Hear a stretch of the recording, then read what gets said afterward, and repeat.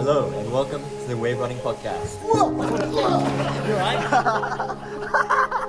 Hello guys, welcome to another episode of the Wave Running Podcast. Today we are joined by Walter, my good friend. He's here with me in Thailand, which is a different location to what we're familiar with in recent years, just because now we both kind of live in Australia or Japan as well, I guess. But yeah, welcome to the show, Walter. And do you want to quickly give a rundown of who you are, what you're about? Yeah, and it's a pleasure to be on the show, Sota. Yeah, so I'm Walter, like Sota and everyone on this podcast. I am a runner. I have been for the last couple of years since 2020. I've really been doing it as my main thing and just slowly been building. You might have seen on Sota's YouTube channel, I've had some videos on there. I think I started with like a breaking 20 video. Then we had breaking 19, 18, and so on and so forth. Yeah, I always talk to a lot of people about how you're one of the fastest people that I've seen go from kind of new to running to getting really quick. Because now you run a sub 16 5K and you haven't been doing it for that long. So it's pretty impressive to see how quickly you've come to that point. But this isn't going to be your typical episode though. We're going to talk about a few different factors today that come into play when you're traveling overseas as a runner. So it'll be a different kind of format, but I think it'll be interesting for viewers to know, just because both of us are traveling to Thailand right now and we noticed a few things that make running a little more difficult or stuff like that. So yeah.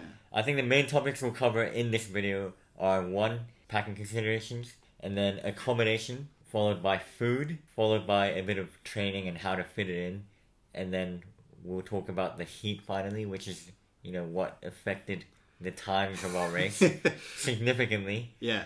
We may do a race recap, a brief one at the end, but the majority of the episode will be more of those factors that we just mentioned. But starting off with packing, I think you've done a better job at being pretty minimal with the packing because you have a shorter trip, but what are some stuff you have to consider?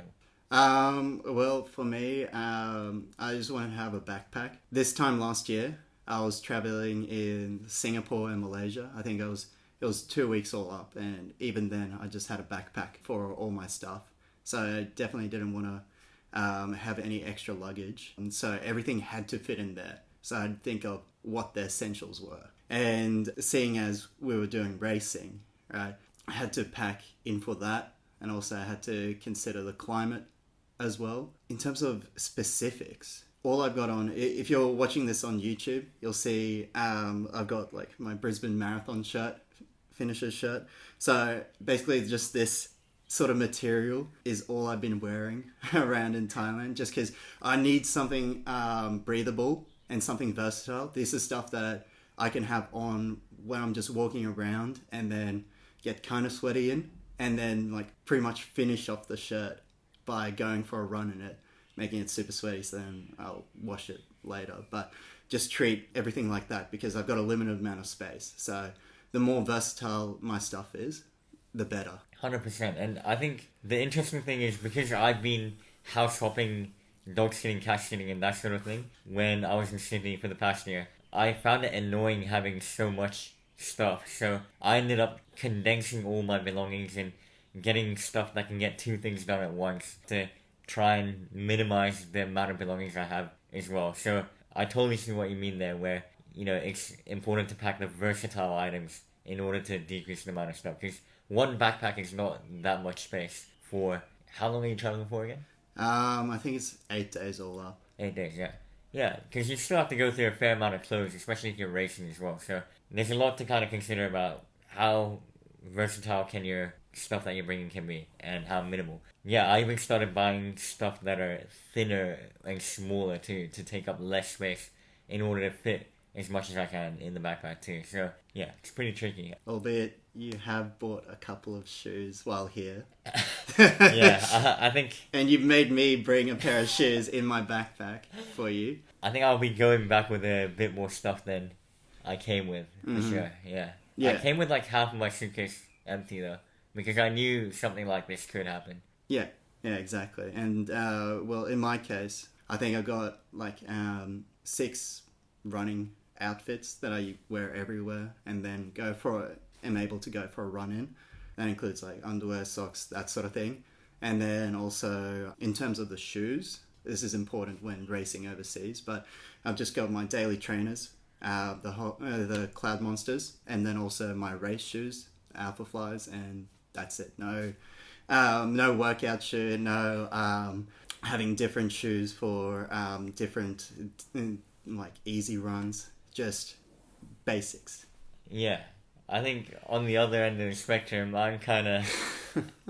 because I know how important it is to have a shoe rotation. I feel like even though my trip isn't too long, I get paranoid about wearing the same shoe all the time because I'm not going to be wearing my race shoes apart from the race, which kind of feels like a waste because you're only using it for the race and nothing else. But as a, competitive runner, in air quotes, you feel like it's important to have that racing shoe that you don't train too much in. Therefore, that's one shoe already wasted, and then I don't want to wear the same daily trainer for the whole trip, and therefore I feel like I need one extra shoe on top of that. But then I'm also like, I don't want to walk around in my running shoes, so I need another shoe to walk around in and go on the flight with. But that means I ended up having 4 shoes on this trip, and then I also have my slides and then flip-flops. So I did a terrible job this trip, I think. And I did learn that, for a short trip, I think it can't hurt to just wear one shoe. You're not going to get injured just from, 17 days of running in one shoe. Yeah. Because, the shoes I brought are all brand new. Like, they're not... It's not like they're old. I'm not going to die or get shin splints just from wearing it. Yeah.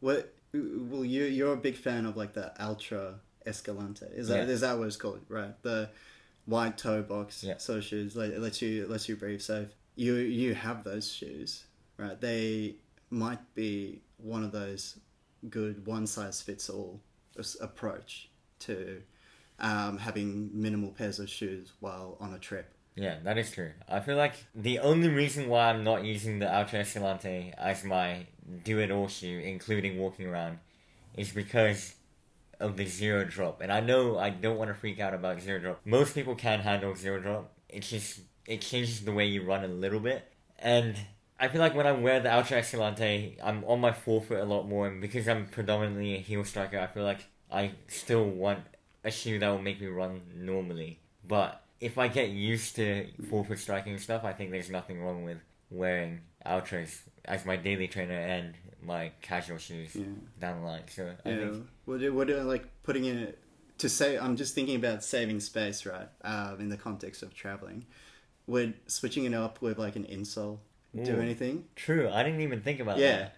But yeah, that's definitely a possibility. Yeah, possible. True. Because as a lot of people know, different drops can work different muscles too. So yeah, you just want any sort of variation. Because if you just bring the regular factory insoles of the Ultra Escalante and then your extra, heel drop lift, whatever insoles. Yeah, that will add a bit of variation. So that's like, 2 shoes, but not actually taking up too much space kind of thing. So that's a good idea. I've never thought of that. Yeah, but I only just thought of it then. There you go. That's your tip for today. But yeah, I guess, what else? In terms of clothes, I feel like I also did a pretty bad job while Walter did a good job because I still brought a ton of cotton t-shirts and stuff. But, we'll go more into climate later, but Thailand is very humid. You go out for a walk and you're kind of sweating. So I don't think I needed as many cotton t-shirts because I'm always picking the synthetic shirts over the cotton shirts right now because they just feel better in this kind of climate. But yeah, maybe I need to watch out for the amount of shirts I'm bringing too. Because funnily enough, I have a feeling I have one shirt for every day of the trip, but then I'm pretty sure I'm wearing the same shirt over and over again. So a lot of my shirts are going to waste. But I do wear multiple shirts per day, so hopefully I have gone through every shirt, and I feel like I have already, but I think it wasn't as necessary to bring, however many shirts I did. I didn't count, so I don't know, but yeah. I think the fact that you put everything in a backpack has inspired me a little bit to be more minimal for my next travel trip, for sure. Yeah.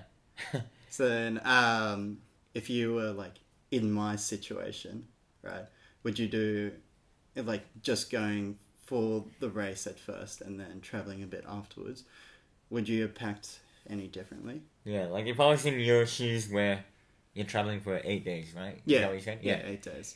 If it's for 8 days, it's a tricky one. Like, I'm in a difficult situation because I do, YouTube, and that requires you to. Well, it's not required, but it's nice to have your proper DSLR camera and your GoPro and stuff, and that kind of adds up a little bit. Obviously, maybe I could be minimal and ditch the camera and make like a GoPro vlog. That could work, but I think for the most part, if I'm going traveling, I do like to have my DSLR camera, and that itself takes up a lot of space.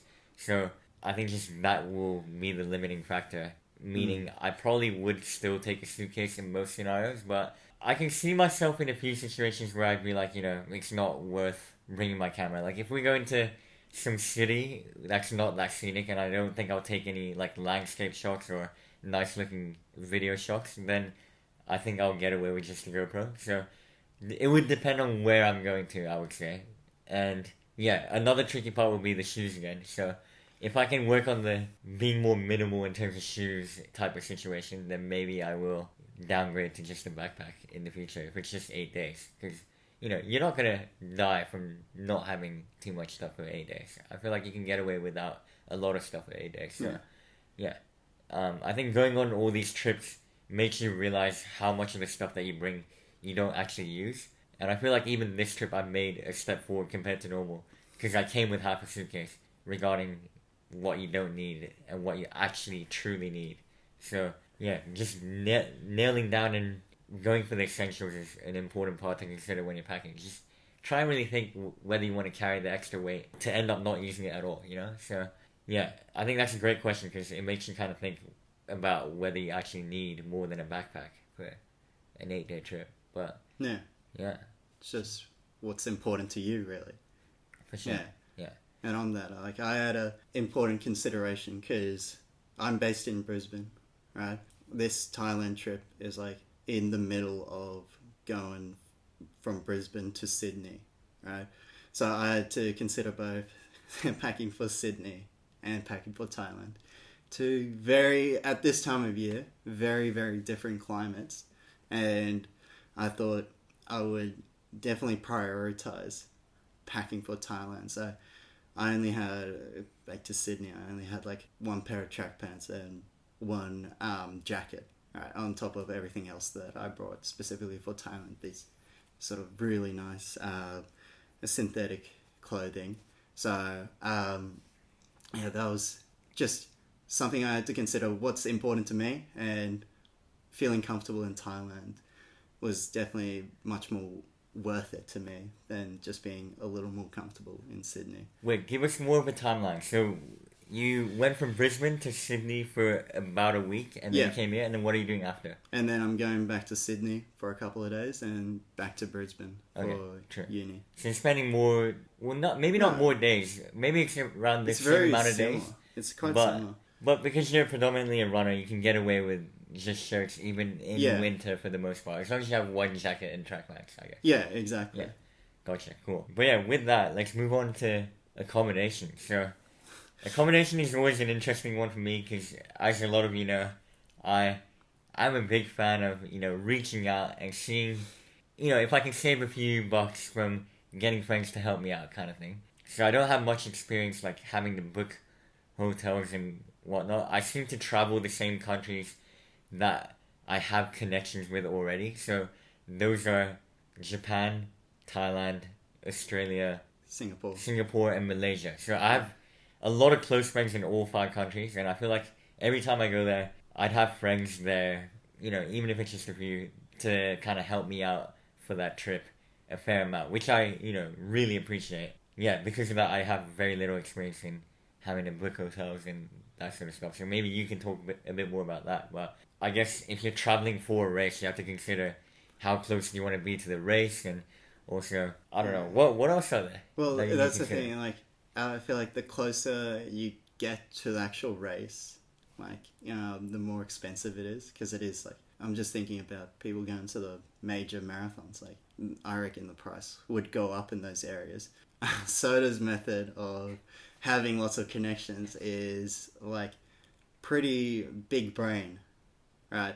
Because for our trip here in Thailand, right, we were in the same sort of area, right, where we got our accommodation through Sota's connections, right? So it was only like 10-15 minute taxi into the actual race venue for us to then go there. Yeah, so that was really, well, thank you for organizing that for us. Yeah. Because also another thing about your accommodation is considering like how comfortable you can be, right? So what do you reckon about the accommodation that we got? Yeah, I mean, I think for the most part it was pretty. We had a pretty luxurious time. Like we had a villa, we had a pool. Like we could come back from a run super hot and sweaty and just jump into the pool straight away. And then we'd had like a really nice shower, and then we have a nice proper king bed to sleep on. So I think we were quite sport this trip. But yeah, I guess it kind of depends on how much money you're willing to invest in the good conditions that you desire before a race. Because you could do the cheap and easy way of going to a hostel.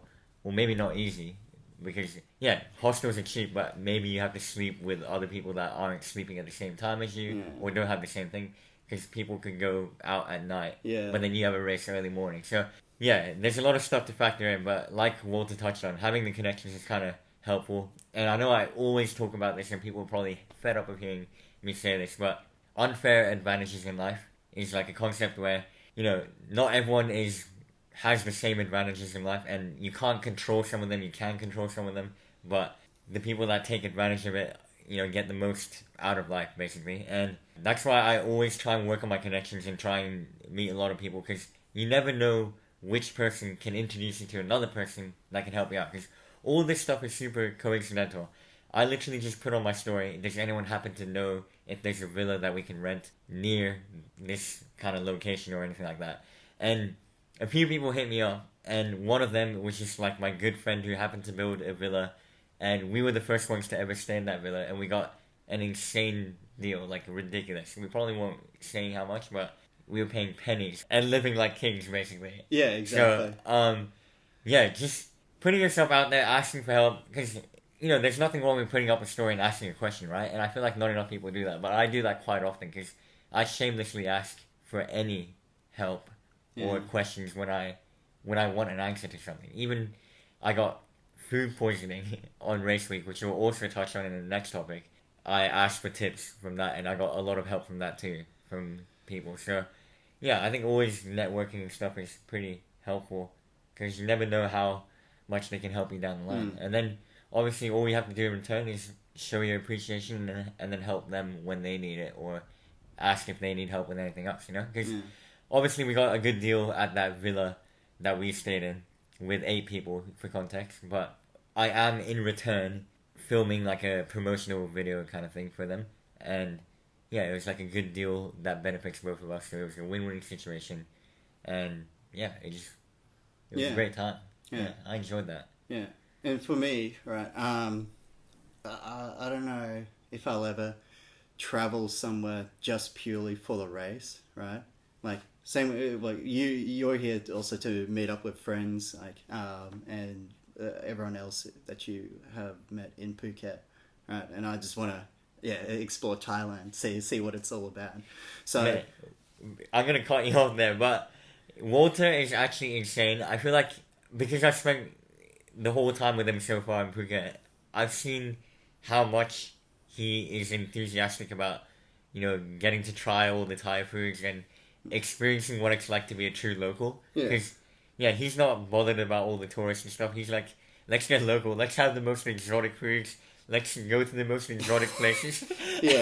And I can literally tell that he's not here to just race. He's here to have a fun time, experience what it's like to be living in Thailand, and going really in depth. But carry on. Well, the reason why I mention this is in the context of accommodation. I have an interesting like would you rather for you, right? Okay. Would you rather have like the really nice, luxurious accommodation for the lead up to your race, and then like hostel situation afterwards, or would you want to enjoy the luxurious accommodation like after the race as an award, as a reward? Yeah, that's a super interesting would you rather. But I'm gonna have to go with what we are doing, which is like having the luxurious lead up to a race followed by the hostels and traveling and really getting immersed into the culture, because we'll talk about this more in the food section of this podcast, but there's a lot of factors that you need to consider, because leading up to the race, you want to have as good of conditions as possible, because you want to get your sleep in, you want everything to be easy in life, basically, leading up to the race, because you don't want anything to kind of throw you off. And honestly, the food really did throw me off. We'll talk more about that soon. But, yeah, I don't know. Would you agree with that? Like, I feel like before the race is more important, because after that, you can do whatever you want, you know? There's nothing I'm training for now, so I feel like I can do anything I want now. Yeah. Well, for me, right, I reckon it depends on how much I care about this race. True. Right? So, if I'm in for a PB, in for, like, a good time, right, then I reckon I'd go luxurious first. But if it's more for the experience in general, just being in a different country and whatnot, I reckon I would take up the hostel first and then just enjoy the experience afterwards, right?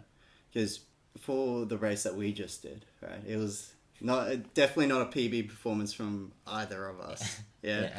But for factors we'll get into later, it was more of like, we'll just enjoy it, see how it goes, that sort of thing. Definitely. I think, you're right. It would depend on how much you care about the race. Because I could do some races throughout the year where I don't really care about the outcome. And I feel like, I can just get by without having ideal conditions. So in that case, I think a hostel experience wouldn't matter as much. But in this context, I wanted to do well despite the heat and humidity. So I definitely wanted that kind of luxurious build up.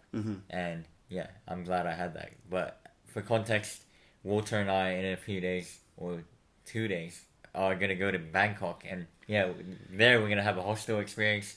We're going to try and eat like locals. And, I'll be in a scenario where I'm not familiar with as well, because I haven't been to Bangkok that many times. But that should be really fun, because I don't think I've been to a place that I'm not familiar with in a while. So that'll be super fun. But you're fluent in Thai, so you'll be able to get us around. Have you noticed it is slowly coming back every day? Because I could tell we were on a local bus that no tourists know about just now before we came back to record this podcast, and I overheard the driver saying, "We're gonna charge these guys 30 instead of 20," and the local person that got off before us paid 20. And I was like, there we go.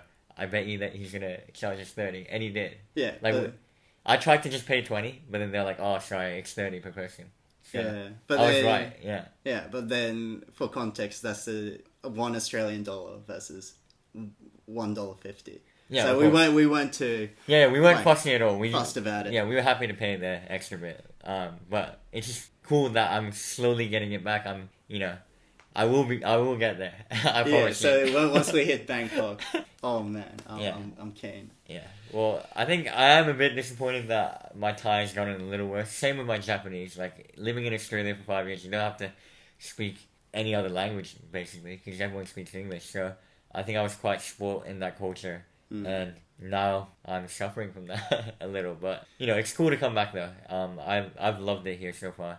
And, I want to make sure to come back down the line as well. We got some unfinished business in this race that we did the past few days, but I think on that note we'll move on to our next topic, which is food. And I think Walter has a little less to talk about because he didn't suffer with food poisoning, as a lot of people know. But I don't know, do you have any questions for me regarding food? So what are the big important considerations? I think considerations, if you're going to a country like Thailand, or let's just say third world countries, there's a lot of stuff to consider, and we're going to link in water as well into food. Oh yeah. Because in Australia we have the luxury of opening up the tap water, filling up a bottle and drinking it. But honestly, coming to Thailand, sometimes I almost do it by instinct, like turn on the tap and try and fill up my water bottle, and I'm like, oh crap, actually we can't drink this.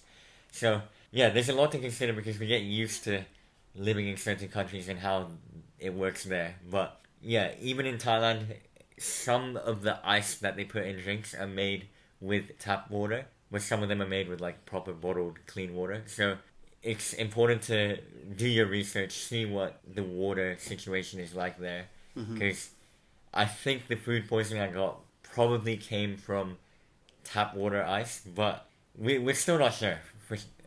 So I don't want to make any definite claims, but yeah, watch out for water and also watch out for food because Thailand is kind of known for their street food.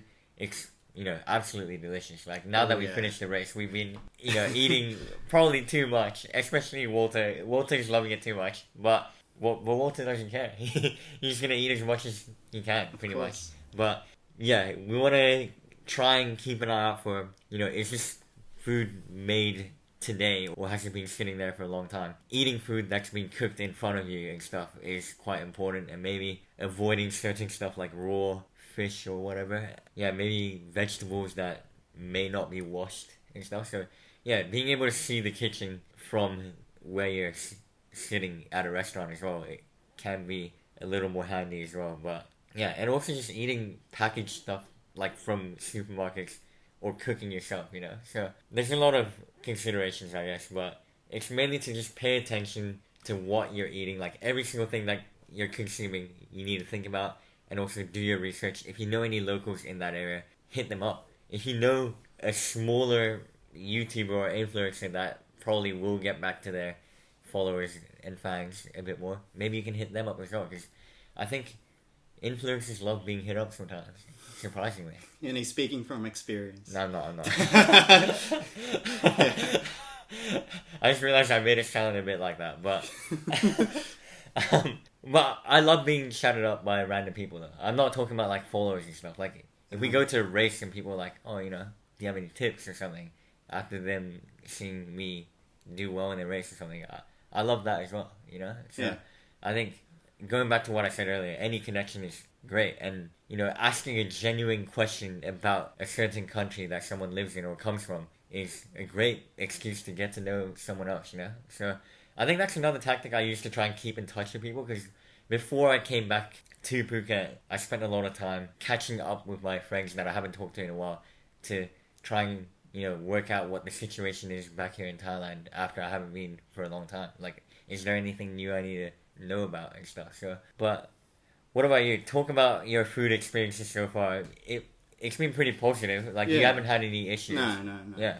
Because, the thing is, I didn't really want to limit myself, And it's also a good idea, if you are like me, don't want to limit yourself, to not have too many days before the race and concentrate the majority of your, travel after the race. So you don't spend all those days suffering, being like, oh, I want to eat it, try it, be a little bit adventurous, but then not being able to because you got the race in your back of your mind, right?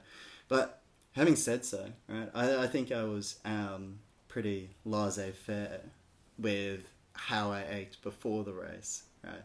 I took recommendations from you and your local friends in Phuket about when we were at the market, what to eat and what not to eat, such as sushi, because it's just sitting out there, right? You can't, no refrigeration, no nothing, just sitting. Flies are probably landing on it constantly too.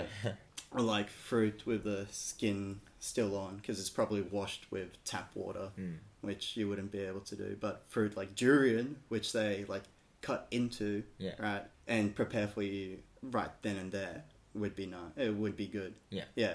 Sure. And stuff that's it looks so good. What we had this morning, right? We just walked down the road, right, and there was this little guy on a motorbike, which had a cart on the side and with a grill. So he's grilling skewers. He had sticky rice there too. Oh, that was great. Yeah, that was absolutely epic. That's what I love about Thailand. A lot of those motorbikes just have a sidecar thing, and they vend kind of food on the spot, and they can be anywhere, so they can just drive around where the demand is. So there'd be different motorbikes at certain locations every day with different types of food, so you get to experience a lot of stuff. Yeah. Even if you're staying in the same place every single morning. So yeah, that's super cool. But yeah, what Walter said about fruit as well is very good information for other people. Yeah. Like if they have a peel, well, I mean, if they have the skin on it and they have to like cut it open on the spot, then it's like more reliable because you can see them opening it. You know it's not going to be contaminated in the short amount of time between them cutting it and then you have consuming it. So yeah, having that peace of mind is also very handy. Yeah. But you know, now that I don't have a race coming up, I'm pretty chill. I'd happily eat more adventurously.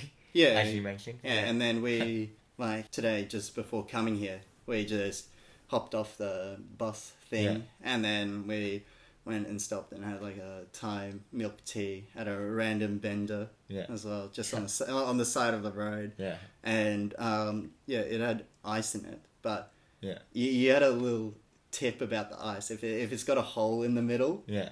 right, then apparently it's made of bottled water. Yeah. Probably, yeah. Whereas if it's just a random ice cube, they might be using tap water. So knowing that sort of stuff as well from the locals that live there can be handy. And luckily I knew that because it's always been the case, even when I was a kid living in Phuket, Thailand. So I think travel places that at least one of your friends have been to, because then you have the second mover's advantage where, you know from the other people what to do, what not to do. So I think there was a quote by someone that I read. It was something along the lines of smart people don't make the same mistakes, but wise people learn from other people's mistakes. So yeah, try and live your life that way. But I guess the adventurous ones have to make the mistakes first, and then the smart and wise people learn from them. But but I guess before we move on to the next topic, what has been some of your highlights in terms of the food and drink experience in Thailand? Like what do you like? Can I say everything? I know you liked everything. Yeah. Like I was in Malaysia last year, and it's a pretty similar vibe. Yeah. With like the random vendors on the side of the street. You just go have whatever. Yeah, and like I don't know, it's all just good. And what makes it even better is that it's super cheap. Yeah. Right, compared to Australian prices, and the portions are a little bit smaller, so it really gets you to get multiple different dishes at once. And if you're going in a group, even better. It means more multiple little dishes, so you can have like so many diverse tastes. And you can go to a restaurant with a group of 5 and order like 10 dishes and you'll be fine. At least. At least. Especially if you've just done a race. True. Yeah. And then there you go. You got like 11 dishes to try out, or however many you order.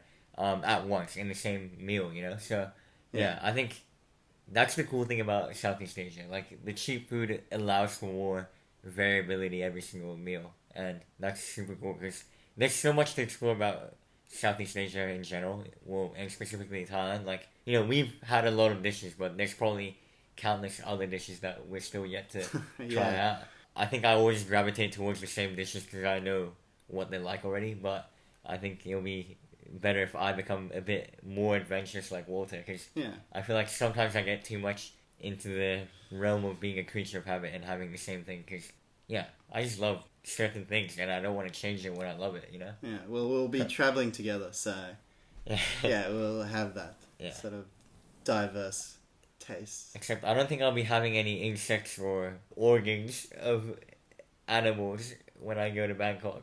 Okay.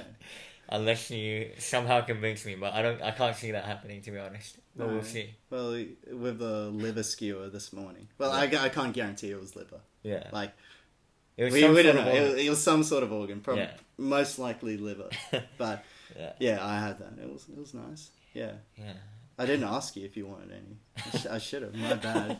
I would have said no. Now, moving on more to running specific stuff. I mean, not that the other parts weren't running related, but so when it comes to traveling, it's a bit harder to train due to a few factors. And maybe Walter can add on if he can think of anything else. But I feel like everything takes a little longer when you're traveling. Like, it takes longer to find your stuff out of the suitcase, and it takes longer to get familiarized with your surroundings and your immediate geographical location. Like, is there a 7-Eleven nearby where I can get the stuff that I forgot to bring or whatever. So stuff like that can add up, and then it ends up being harder to fit the time into train. So I feel like it's good to accommodate for that and not stress about running the same amount of volume as you normally would. But I guess there are ways you can work around it, and if there is a will, there is a way most of the time. But yeah, it's good to be realistic and think about the factors that can affect how much you train beforehand. Yeah, well, if you're traveling for a race, then you're most likely going to be tapering. True. So that kind of works in your favor. Yeah, right? I guess. Yeah. So if you're not traveling for a race and you're just trying to fit in runs, it is a bit difficult, especially here in Southeast Asia. Not just because of the heat, which we'll cover later, but also because of the road design. Right, because there's no sidewalks here. You gotta risk your life with every run that you do. Yeah, I listened to a podcast recently where Ned Brockman, for those who don't know, he ran across the entirety of Australia, and he was running on highways the whole time, and they were like what he calls road trains, which are like humongous trucks going like apparently 140 kilometers an hour or something like that, like bulleting past him the whole time. But it kind of felt almost like that, but not that extreme. But it was still very scary just being on the side of the road where there's no shoulder or footpath or anything, and you're literally on the car lane, and cars would like zoom past you, or even trucks sometimes too. Yeah, well, I reckon if you're a cyclist as well, you would be kind of used to it, right? Because thinking in my cycling experience, when it's on like main roads and stuff, that does still happen in Australia, right? But running, it's a bit more scary as well. Yeah, like running is super easy in Australia. I feel like there's a lot of good routes along watersides that are specifically made for running and walking, and maybe cycling sometimes as well in certain areas. But yeah, Thailand, I feel like there's not enough of those places where you purely go to run. There's good beach culture, but not the most practical for running, because the roads around there aren't very good either. There's not really any parks that are made specifically for kind of running as well. I mean, not that Sydney is like that too, but there's just more accessible parks for runners, I feel like, and more pedestrian friendly. My question to you is like, how do you find out the routes in the area that you're in? I'll be straight up honest, I don't. I feel like I just throw myself in the deep end and try and learn from running around, like what roads are good, what roads are not. Because with routes, I feel like it's not a waste of time, but it's too much effort for me to go through all that. So I'd rather just experience it myself and then work out where to run, where not to run. Because usually if I go to a location, I'll be there for a week or two, and I'd have the first few days to familiarize myself with the area. And then after that, like I said, I'm a creature of habit, and I feel like I stick to the same routes. Whereas if I'm living somewhere long term, like when I spent 5 years in Australia, I was more adventurous. And I lived in different places as well, which helped. We had access to good transport too, which also helped.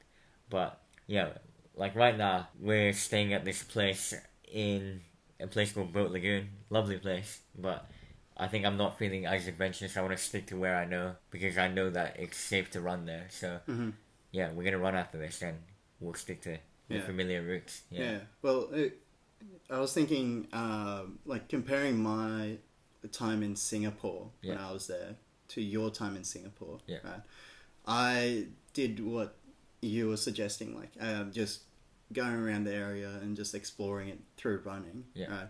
But I feel like you might have gotten more out of your time in Singapore because you connected with the local running clubs to take that pressure off of like finding routes and whatnot. Yeah. What do you reckon about that?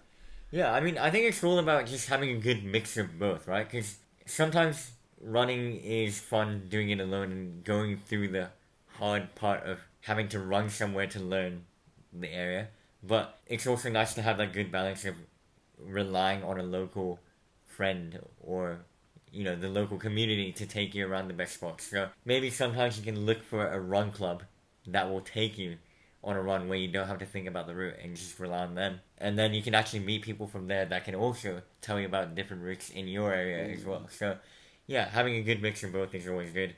I think in any country that I'm in, I always try and have a good variation of doing some runs with people and doing some runs alone. Because sometimes I do like having that alone time to think about stuff too. Because some of my best ideas in life come from runs, and if they don't, they come from showers. So that's a fun fact for you guys. So all my good ideas come from runs and showers. Yeah, I think if you go to Singapore next time, look into what clubs there are, because that's an easier thing to do, I feel like, and then the clubs can help you out with where to run next. Yeah. Yeah. Well, now that we stayed with a couple of Singaporeans, I do have that connection now. Yeah. So I would just feel more comfortable, like, running around there.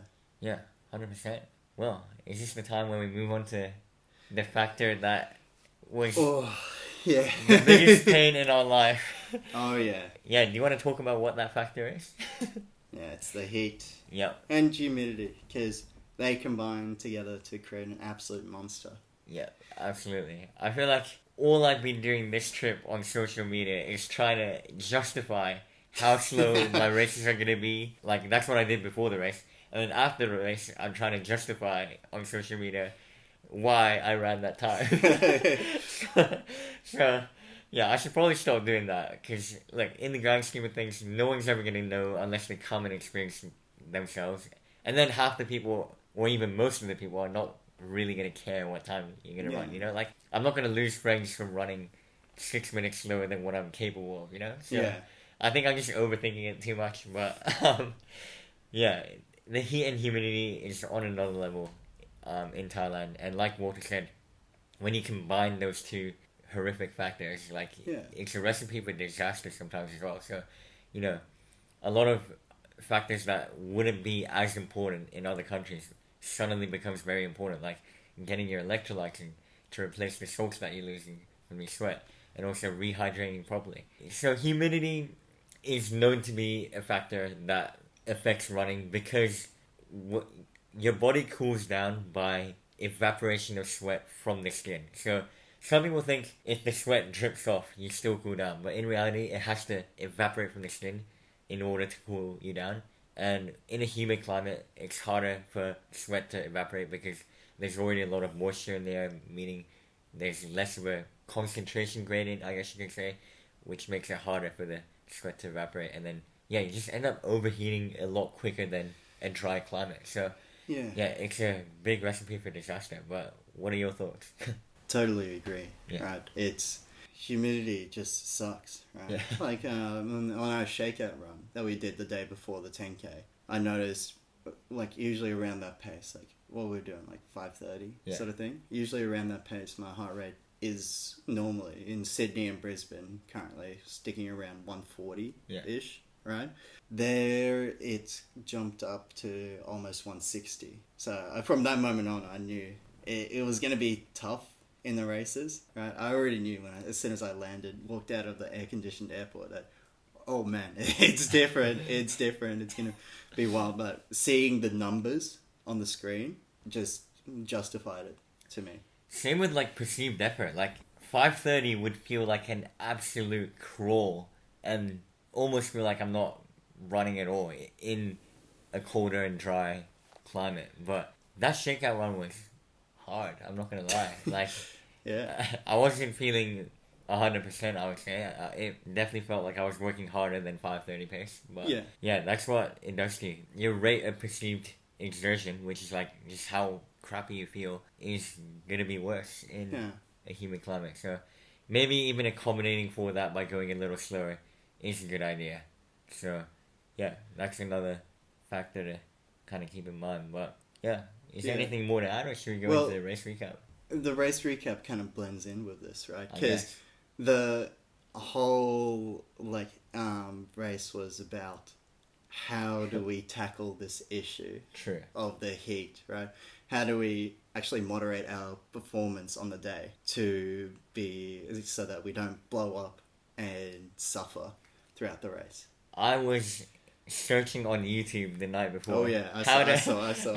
How to race in heat and humidity and stuff, and Walter was, I feel like he was just laughing, and then he eventually got bored and fell asleep. But yeah, I was really trying to do my research on how to, race in humidity, but I didn't really get that many good tips. I feel like the best thing to do is just accept that everyone's in the same boat and try and not let that get to your head and adapt your racing strategy to the fact that you're going to be running a lot slower. But I think the toughest thing for me mentally was the fact that I knew that some of the locals are going to be more acclimatized than us, coming from a country that's not as hot and humid. So I think that's what was getting me mentally quite a lot. But I think even then, it's good to just be confident and trust your ability and trust the training that you've gone through.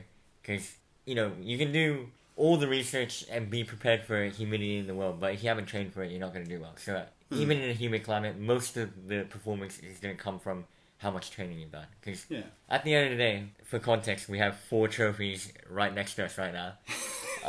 From a big weekend. All of them are from us two, and we live in countries that aren't as hot and humid. So at the end of the day, I think the training matters. So yeah, it's good to focus on that. But what are the specific things that you did in the race that you tried to do to counter the humidity? Because I know you had a few interesting strategies. Yeah, well, let's first talk about what went wrong in the 10K. Sure. Right? Because that was my first time racing in the humid conditions. Starting off in the 10K, we were going 340-ish pace, right? For the first 2Ks. And then this random dude makes a move at what seemed like 230 per kilometer. Yeah, he just at the 2K mark. At the 2K mark, full on sprint. I was like, whoa. Because it was very tactical. No one wanted to lead until then. And then that happened, right? And it was a whole step up in the performance, right? That we needed to do, and the perceived effort from 340 to 320, right? Normally 320 is comfortable, doable 10K pace, right? But in my personal experience, that's on that day, right? It started going wrong quickly for me, because it just felt like such a big jump with the humidity, right?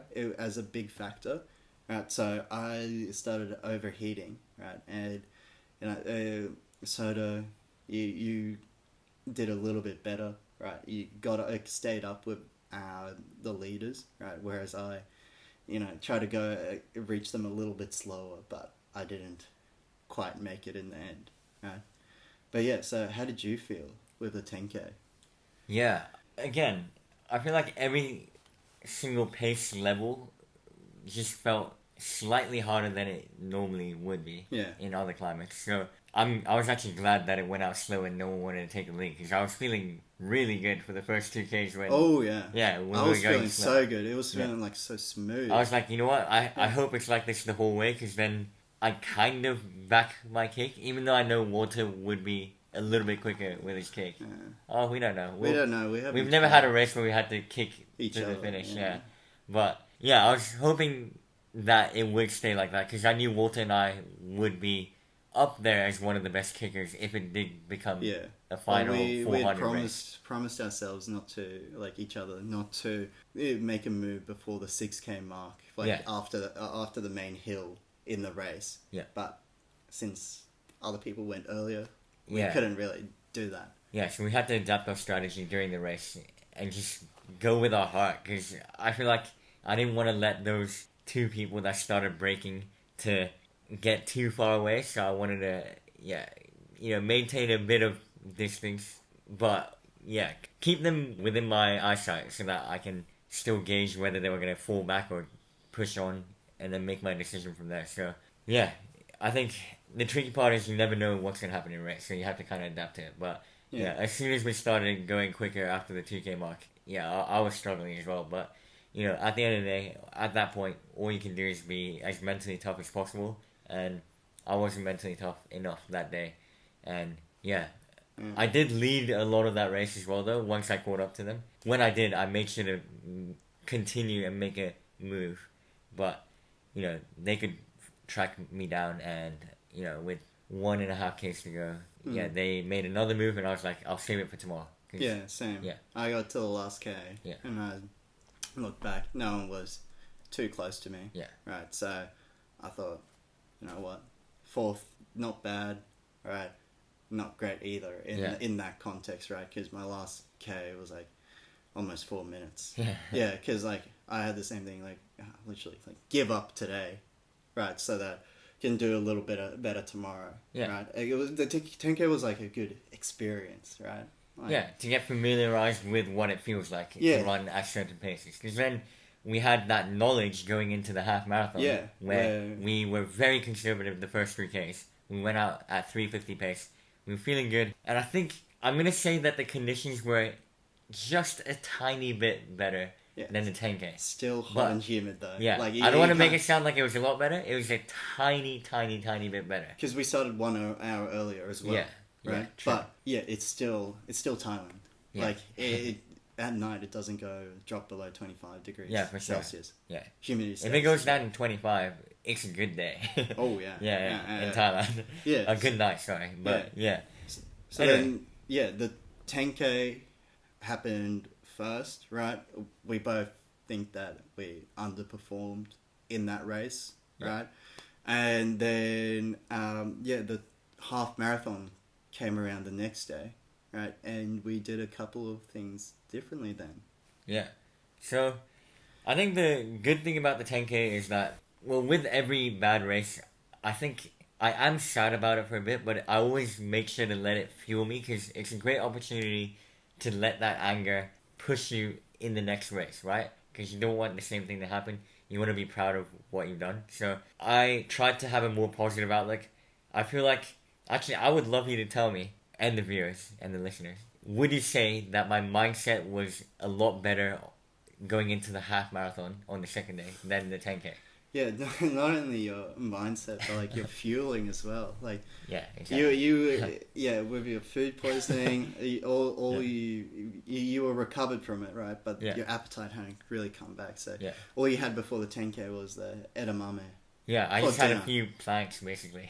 Yeah. And Walter I- tried to feed me some of Yeah. his food, even. Yeah, I was like, come on, man. Like you like I knew like, yeah, no, it didn't look too great. Like Yeah.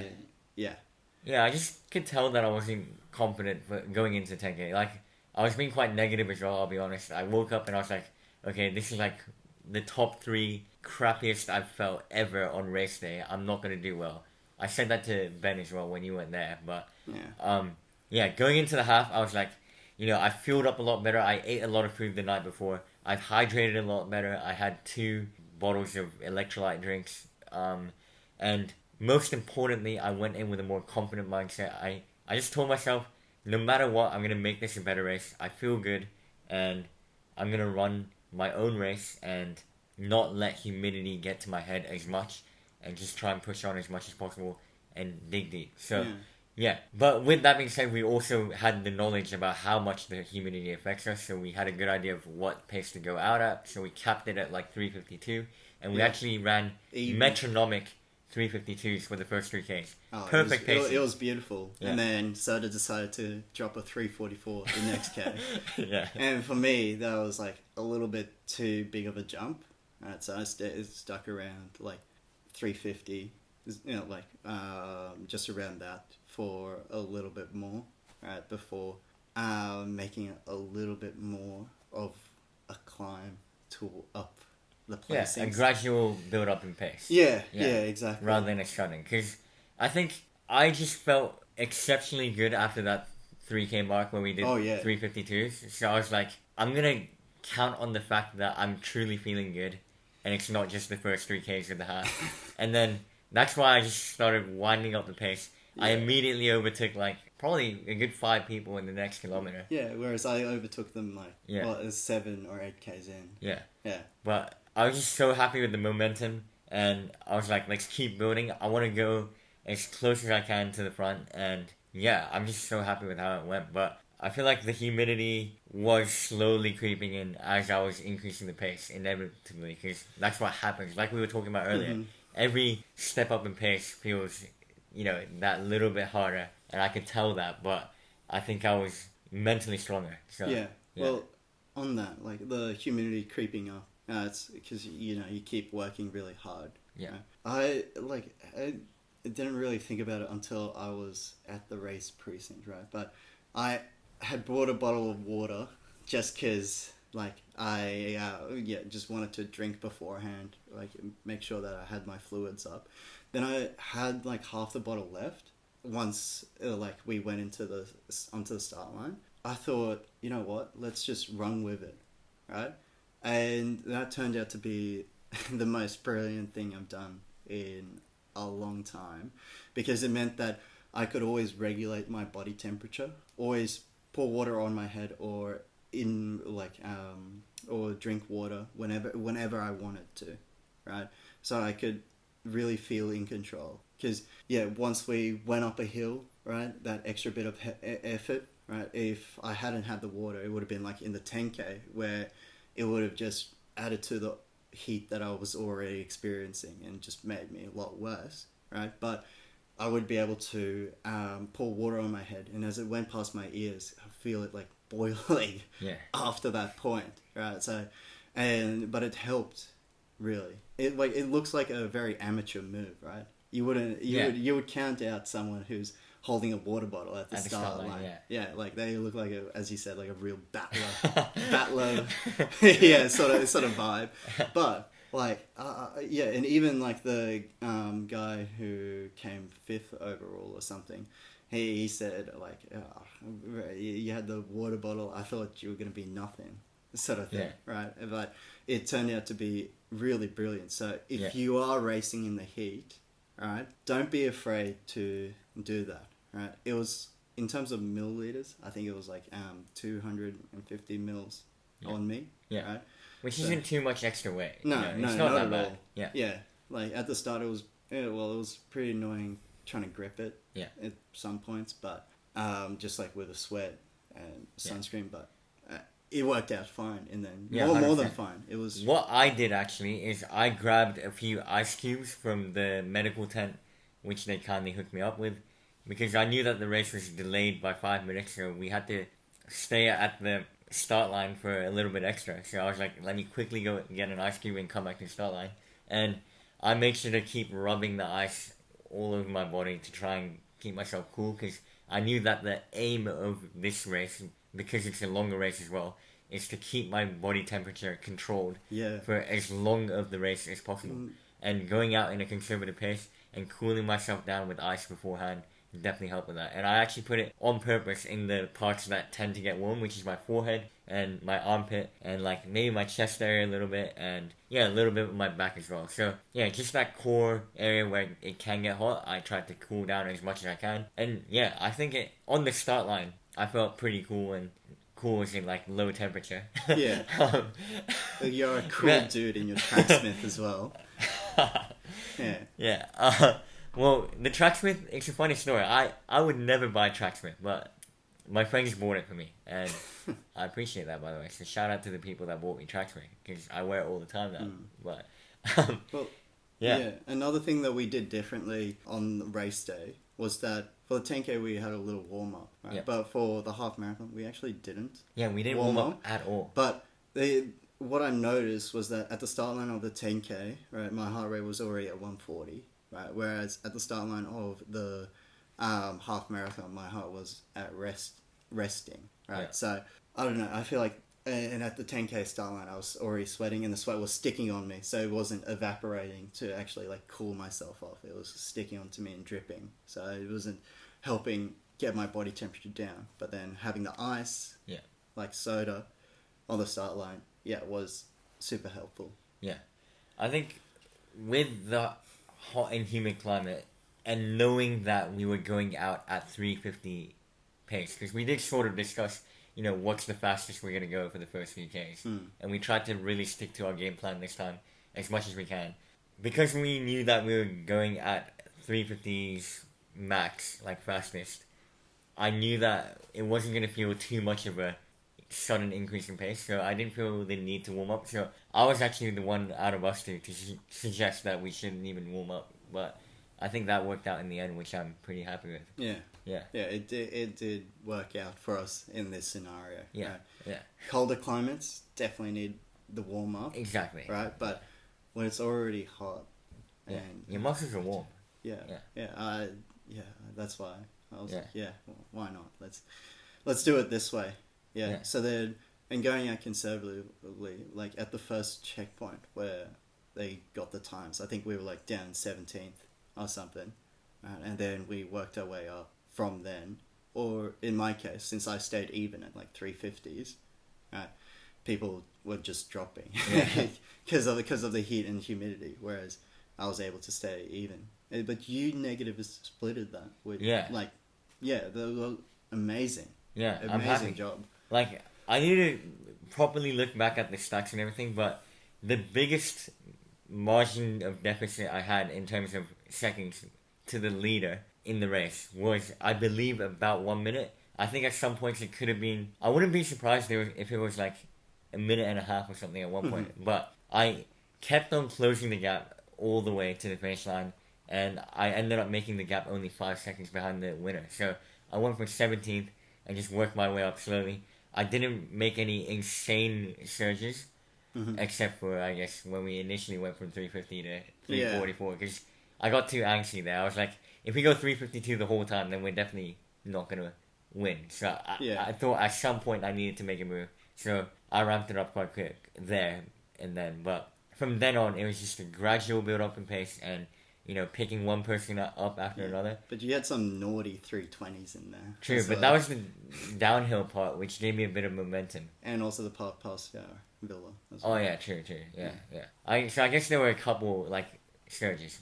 Yeah. It's 320 is quick for Thailand, I'd say. Like this climate. But, yeah, for those interested, I guess, I was pretty happy with it just because of the smart racing tactics that I had going into day 2. Because it's always easy to get so amped up and then go out too quick and then fade. Which I used to not do as much, but recently I have fallen into the habit of going a bit too quick at the start. So it's nice to come back to how I used to race and be smart about it. And I think I really respect how Walter ran his own race as well. Knew that he shouldn't follow me when I went to 344 pace suddenly. And he's gradually worked his way up as well. Except he was being more consistent and people were just dying. But I think he did pick it up at the end though, a bit, right? No. I was just kept consistent. The whole way, So I ended up also coming fourth in this race. But compared to the 10K, that fourth was bad fourth. I forget about it sort of thing. But this one, because I got the pacing right, felt good, and passed people to get there. I was happy with this fourth. It's so interesting because it puts it into perspective how much it's not about the actual place and it's about how you executed the race, because you got fourth both days, but you're super happy with the second day, whereas you're not happy with the first day. So I think it's important to nail the racing tactics because you'll feel good when you stick to a plan and then it works out in your favor. So the biggest plan when dealing with the heat is to stay conservative, right? Because so that you're a 32-minute 10K. Right, and that, I don't know. Well, do you reckon that was realistic for the 10K we did today, or this weekend? I think running a 32-minute 10K. Yeah. I think I would have never been close to 32. The fastest I can probably run in a 10K in Phuket, Thailand would probably be 34, or I don't know. But I don't really want to put a number because you never know, right? You never know, yeah. So that's why it's also... At the end of the day, I ran 36:22, so it's hard to just say 34. I don't even know. It's good to just stay conservative in general, for sure, right? Yeah. Suss it out at the start of the race, and if you're going to build slowly. Yeah, definitely. Yeah, and it made a big difference to me.